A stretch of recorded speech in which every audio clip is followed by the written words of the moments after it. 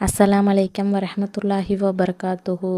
மௌனத்தினுடைய சிறப்புகள் பற்றி நம்ம தெரிஞ்சுக்கலாம்.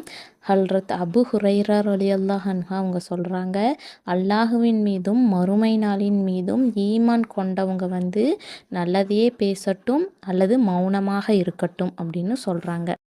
மௌனம் அறிவாளிகளின் அடையாளம். மௌனம் அறிவீனர்களின் தொலைந்து போன பொக்கிஷம். மௌனம் மொழியற்ற உணர்வுகளின் ஊடகம். மௌனம் கத்தியின்றி இரத்தமின்றி யுத்தம் செய்யும் போர்க்களம். மௌனம் சில வேளைகளில் நம் மானம் காக்கும் ஆயுதம். நபி ஸல்லல்லாஹு அலைஹி வஸல்லம் அவங்க சொல்கிறாங்க, மௌனமாக இருந்தவர் வெற்றி பெற்று விடுவார் அப்படின்னு ரசூல்லா சொல்லியிருக்கிறாங்க.